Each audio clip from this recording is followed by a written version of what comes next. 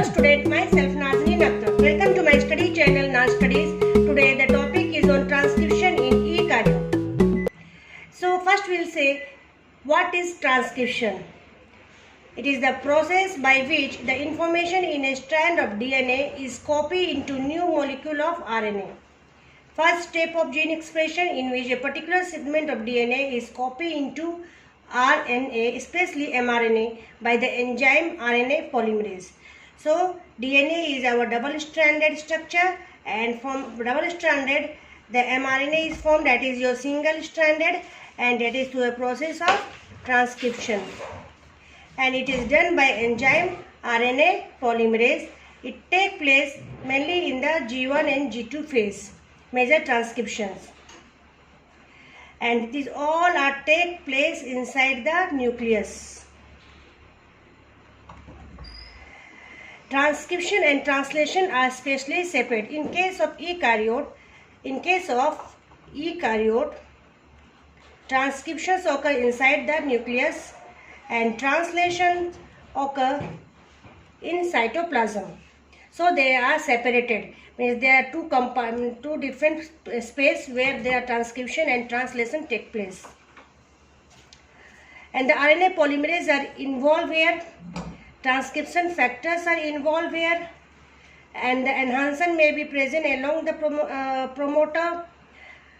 And the mRNA is generally monocystonic, means it has one gene or cystone we can say.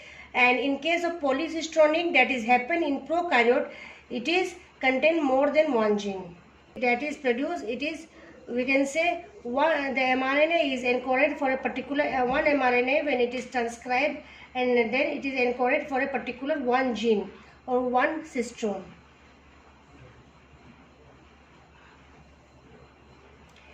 In transcriptions, the raw material is ribonucleotriphosphate, that is your ATP, GTP, CTP and UTP, adenine triphosphate, guanine triphosphate, cytosine triphosphate and pyridine triphosphate. So this is the raw material, that is nucleotide, that is required. Primer is not required here. It is required in case of replication in DNA. And the RNA polymerase which is here involved is 1, 2 and 3. Most extensive process than prokaryote. So here in eukaryote, the transcription, there we see in termination there. In prokaryote there is a involvement of stem loop, but in eukaryote terminations it does not involve a stem loop structure. No stem loop is formed here. So what is the types of RNA polymerase we will study in eukaryote? 1, 2 and 3. Present in nucleolus RNA polymerase 1, present in nucleoplasm RNA polymerase 2 and nucleoplasm RNA polymerase 3. It is 1 is responsible for formation of rRNA mainly. rRNA is formed 28 years, 18 years, 5.8 years. These are the mainly responsible formation of rRNA, RNA polymerase 1. 2 is mainly responsible for mRNA formation and snRNA. And 3, RNA polymerase 3, it is responsible formation of tRNA, 5S RNA, snRNA, that is not made by RNA polymerase 2. So this is the function of RNA polymerase 1 and 2 and 3. Come to the transcription factor. So what is transcription factor? The complexity of transcription only does not depend upon polymerase and promoter. अगर हम transcription की बात करते हैं तो सिर्फ polymerase और promoter से नहीं हो जाता है, इसमें बहुत सारे फैक्टर्स लगते हैं जिसे हम ट्रांसक्रिप्शन फैक्टर बोलते हैं, और ये आर्मी और बेसल में बहुत सारे लगते हैं ट्रांसक्रिप्शन फैक्टर. साथ में एनहांसर एंड साइलेंसर भी कभी कभी रेगुलेट करते हैं इनकी फ्रीक्वेंसी को बढ़ाने घटाने के लिए, जहाँ पर हमारा प्री mRNA सिंथेसाइज हो रहा है. And enhancer and silencer are affect the efficiency of transcription, but it is not necessary for transcription to produce in eukaryote. RNA polymerase 2 transcription factor 3 type में ग्रुप किए हैं: basal transcription, upstream transcription factor and regulatory transcription factor. तो basal transcription factor वो group of protein है जो essential होते हैं for the initiation of transcription in eukaryote. ये असेंबल होते हैं core promoter region of gene में, कम्प्लेक्स बनाते हैं जिसे हम बेसल ट्रांसक्रिप्शन मशीनरी बोलते हैं। रिक्रूट करते हैं मतलब आरएनए पॉलीमरेज को बुलाते हैं या एंड असेंबल करते हैं another cofactor at the promoter region, जिससे हमारा इनिशिएशन ऑफ ट्रांसक्रिप्शन होता है। So what are the basal transcription factors? They are जिसे हम जनरल ट्रांसक्रिप्शन फैक्टर बोल सकते हैं, डेट इज ABDEFH, ऐसे याद रख सकते हैं DABFEH। और ये सब रेगुलेट करते हैं इनिशिएशन ऑफ ट्रांसक्रिप्शन को at the core promoter reason. Regulatory transcription factor वो होता है जो प्रोड्यूस और एक्टिवेटेड होता है at specific time and specific tissue. ये हर वक्त नहीं होता है, स्पेसिफिक टाइम और स्पेसिफिक टिश्यू में कभी कभी इन फैक्टर का जरूरत पड़ती है, और ये एक्टिवेट और रिप्रेस करते हैं that bind to enhancer and silencer respectively to modulate the activity of basal transcription machinery. तो बेसल ट्रांसक्रिप्शन मशीनरी में ये एनहांसर और repressor they come and either they activate or repress according to the need of function or gene expression। और upstream transcription factor ये bind करते हैं DNA sequence को, located होते हैं upstream of gene promoter region present in all eukaryotic cell types. These factors can bind to specific DNA sequence including upstream regulatory. जितने भी transcription factor हैं यही हमारे अपस्ट्रीम ट्रांसक्रिप्शन फैक्टर में आकर बाइंड करते हैं enhancer promoter even within the gene bodies। This binding event can influence the initiation, regulation and intensity of gene expression। Now come to discuss about, पहले अभी हमने ट्रांसक्रिप्शन फैक्टर पढ़ लिया, अब हम पढ़ते हैं प्रोमोटर किसे कहते हैं।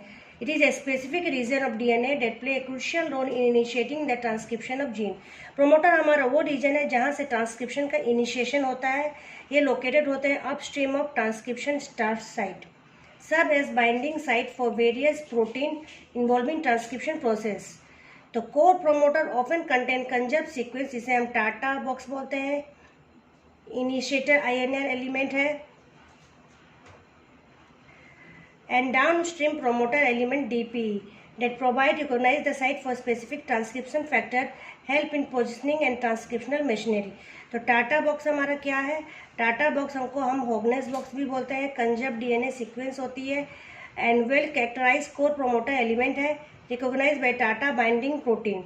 इनिशिएटर एलिमेंट क्या है? इनिशिएटर एलिमेंट हमारा पायरिडिन रिच सीक्वेंस है एंड लोकेटेड नियर और ट्रांसक्रिप्शन स्टार्ट। जो initiator mainly they pyridine rich sequence होते हैं, पायरिमिडिन वहाँ ज़्यादा दिखाई पाई जाती है at the initiator sequence.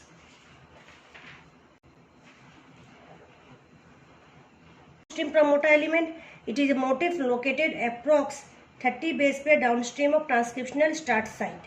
Downstream हमारा ट्रांसक्रिप्शनल स्टार्ट साइट से 30 बेस पेयर डाउनवर्ड में पाई जाती है। It play a role in determining the efficiency of transcription initiation and is recognized by specific transcription factor. Motif recognize factor क्या है? Various other DNA motif जैसे GC box, cat box, SP1 site, they are recognized these are located upstream of the transcription start site and it is present in the core promoter and serve as a binding site for specific transcription factor। तो ये भी present होते हैं जहाँ पर आपकी transcription factor आके bind करते हैं और रेगुलेट करते हैं जीन एक्सप्रेशन को। Promoter proximal element and enhancer होती है आपकी, जो यूकैरियोटिक ट्रांसक्रिप्शन को रेगुलेट करती है and it is located upstream and downstream को। एनहांसर आपके अपस्ट्रीम भी पाई जाती है या डाउनस्ट्रीम भी पाई जाती है and they act as a refer as activator because they promote gene expression. They also act as a repression and interfere with the assemble of transcription initiation complex. Repression की तरह भी काम करती है और ये इनहिबिट करती है जीन एक्सप्रेशन को एक्सप्रेस करने के लिए। तो ना अब ट्रांसक्रिप्शन कॉम्प्लेक्स किसे बोलते हैं? Transcription initiation complex, pre initiation complex और मल्टी प्रोटीन कॉम्प्लेक्स। ये असेंबल हो जाता है at the promoter region of a gene to initiate the process of transcription. तो ये इंक्लूड होते हैं आपके general transcription factor, RNA polymerase and other factor. ये सब मिला के आपके ट्रांसक्रिप्शन कॉम्प्लेक्स बनाते हैं और यही transcription complex they are responsible for recognizing the promoter sequence. और यही रिकॉग्नाइज करते हैं, प्रोमोटर सीक्वेंस को रिकॉग्नाइज करते हैं डीएनए को अनवाइंड करते हैं और सिंथेसिस करते हैं आपके आरएनए फ्रॉम डीएनए टेम्पलेट। तो क्या होती है इसमें, जनरल ट्रांसक्रिप्शन कॉम्प्लेक्स इससे बनती है। जनरल ट्रांसक्रिप्शन फैक्टर अभी हमने पढ़ा था बेसल ट्रांसक्रिप्शन फैक्टर में, जैसे आपके आ जाते हैं डैफे, transcription factor D, transcription factor A, 2A, transcription factor 2B। तो ये आ जाता है जनरल ट्रांसक्रिप्शन फैक्टर। साथ में आरएनए पॉलीमरेज आ जाती है, एंड इसके साथ साथ आपके अदर को फैक्टर होते हैं, एक्टिवेटर और repressor. These are the factors that are involve, और सब मिला के आपके ट्रांसक्रिप्शनल कॉम्प्लेक्स को फॉर्म करते हैं। तो ये डिटेल में ट्रांसक्रिप्शन फैक्टर दिया गया है। पहला आपका जनरल ट्रांसक्रिप्शन फैक्टर है, group of protein that bind to specific sequence in the promoter region of gene. ये हो गया आपका, these are the group of proteins recruitment and positioning of RNA polymerase. तो पहले TF2 आता है, प्रोमोटर से बाइंड करता है, that is Tata binding protein and TBP associate factor. तो यहाँ आके आपका ट्रांसक्रिप्शन फैक्टर 2D बाइंड करता है। इसके बाद ये रिक्विट अदर ट्रांसक्रिप्शन फैक्टर करता है, अदर जनरल ट्रांसक्रिप्शन फैक्टर को लाता है। जैसे D के बाद मैंने बताया A आया, B आया, E आया, F आया, like this, and subsequently recruit to the complex. Stabilize करता है interaction between FD and RNA polymerase को, assist in the assembly and stability of transcriptional complex. तो अदर जनरल ट्रांसक्रिप्शन फैक्टर जैसे आते हैं, ये सब इनको स्टेबलाइज और असेंबल होते हैं। फिर आरएनए पॉलीमरेज बाइंडिंग होती है, जिसमें general transcription factor facilitate the binding of polymerase to the promoter region. जब ये सब फैक्टर जब आ जाते हैं तो ये क्या करते हैं, आपके आरएनए पॉलीमरेज को हेल्प करते हैं बाइंडिंग होने में इन the promoter reason. RNA polymerase 2 is responsible for transcribing the protein coding gene. It associates with GTF and form a stable complex. इसके साथ साथ H and DNA, जब ट्रांसक्रिप्शन फैक्टर 2H का मेन फंक्शन होता है, ये हेलिकेज एंड काइनेज एक्टिविटी करता है। Helicase means it help in the separation of DNA strand, helicase, and kinase means phosphorylation का काम करता है, जिसमें आपका पहला तो DNA अनवाइंड होता है because it has a helicase activity. फिर काइनेज एक्टिविटी होता है तो phosphorylation of C terminal domain of RNA polymerase 2 होता है। RNA पॉलीमरेज 2 का फॉस्फोरिलेशन होता है at C terminal domain by the transcription factor 2H। जब ये होने लगता है तो ट्रांसक्रिप्शन का इनिशिएशन हो जाता है, and once the transcription complex is fully assemble, तो RNA पॉलीमरेज इनिशिएट करता है synthesis of RNA from DNA template strand. RNA to DNA जो बनता है हमारा, ये कैसे होता है, from 5' to 3' strand RNA form होता है। इसकी पोलैरिटी होती है 5' to 3' direction. And assemble and disassemble of transcription complex are highly regulated process होता है, and they are influenced by various factor including gene specific regulatory protein, chromatin structure, signalling pathway. तो जब ये इनिशिएशन प्रोसेस होता है ना, तो ये सब बहुत सारे फैक्टर इन्वॉल्व होता है इसमें। तो ये overall transcription complex come and look with first with this diagram, then we will go with that diagram. तो देखो ये हमारा क्या है, this is about the, here we will see about the regions of eukaryotic promoter, regions of eukaryotic promoter. हमारे eukaryotic promoter region में, ठीक है, ये है आपका टाटा बॉक्स। टाटा बॉक्स आपका जो लोकेटेड है, दैट इज आपका -30 to -10 region up to here is the TATA box, and it control the start point. यहीं से आपका इनिशिएशन की शुरुआत होती है। ये इनिशिएटर रीजन है, यहाँ से आपकी ट्रांसक्रिप्शन शुरू होती है, इसे हॉगनेस बॉक्स भी कहते हैं। ये 2 स्ट्रैंड आपका DNA का है, ब्लैक कलर में, जो ब्लैक कलर में आपको लाइन दिख रही है, that is your DNA duplex. Then this side transcription का इधर का जो साइड है, इसे हम अपस्ट्रीम रीजन बोलते हैं from the TS initiator trial. तो ये है अपस्ट्रीम रीजन। आपके अपस्ट्रीम रीजन में we will see this is GC box, okay. GC box ये है आपके -100 to -80 रीजन में GC बॉक्स पाया जाता है, एंड आपके कैट बॉक्स है -80 to -70 रीजन। क्योंकि अपस्ट्रीम रीजन में it is symbolize by minus, इधर जितने आते हैं अपस्ट्रीम अब माइनस होते हैं, राइट लेफ्ट की साइड और राइट की साइड जितने जाते हैं दे आर ऑल प्लस।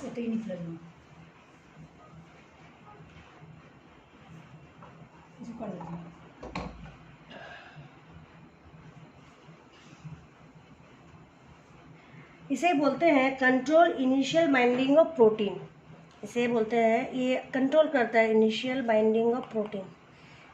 इसी साइड में आके आपके ट्रांसक्रिप्शन फैक्टर बाइंड होते हैं।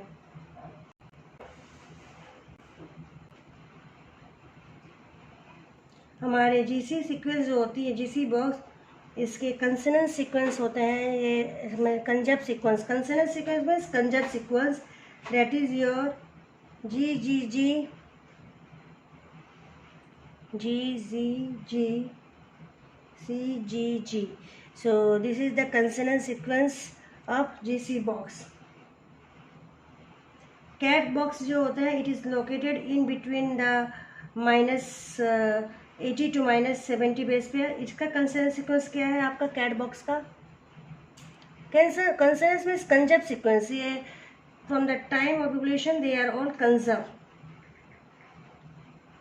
ये आपके हैं G ji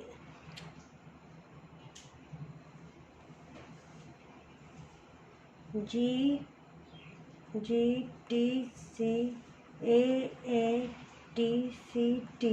So this is the consonant sequence of cat box and it increase the promoter strength, ये promoter strength को increase करता है। It is important, it is necessary for the initiation of transcription. So this is all about the reasons of promoter reasons in eukaryote transcriptions. We look now we see this diagram. First we go how the initiation, then we look that diagram. तो इसके बाद क्या होता है, जैसे ही transcriptional complex form हो गया, हमने पहले पढ़ा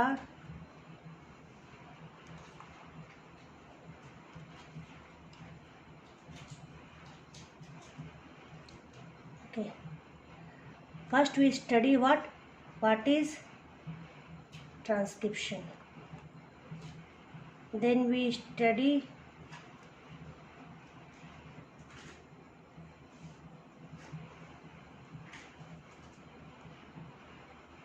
what is transcriptional factor, then we study transcriptional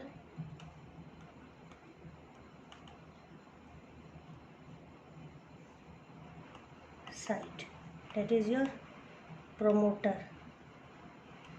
then we study transcriptional complex. तो एक बार ट्रांसक्रिप्शनल कॉम्प्लेक्स फॉर्म हो जाती है, आफ्टर डैट इनिशिएशन होता है, ठीक है, इनिशिएशन होगा फिर इलोंगेशन होगा। तो आज की क्लास में हम इनिशिएशन पढ़ेंगे in this video. In the next video we describe about elongation and termination. तो ये हमारी नेक्स्ट क्लास में था। Up to this initiation we will study now. तो इनिशिएशन में क्या होती है, इनिशिएशन फेज में क्या होता है, ये first step of eukaryotic transcription है। आरएनए पॉलीमरेज रिक्वायर करती है सेवरल ट्रांसक्रिप्शन फैक्टर, अब तक तो वही पढ़ के आ रहे हैं। बाइंड कर जाती है प्रोमोटर रीजन को, अभी हमने देखा, और आरएनए पॉलीमरेज को रिक्वेट करती है। And TATA box act as a core promoter element binding site, same चीज़ अब बता रहा, भी हमने पढ़ा था।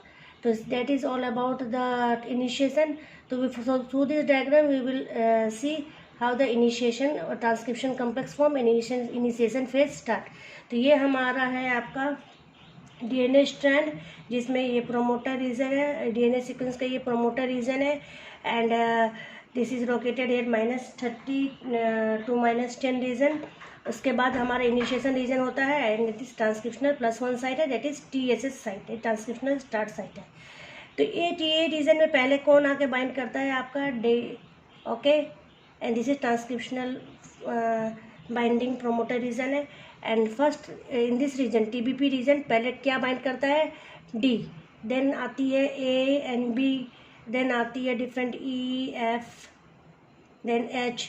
तो इस तरह से ये ट्रांसक्रिप्शन में ऑल दिस फैक्टर्स आती है and they come and assemble here. This is the RNA polymerase 2। So all सब जब चली आती है, जैसे ही आपकी ट्रांसक्रिप्शनल फैक्टर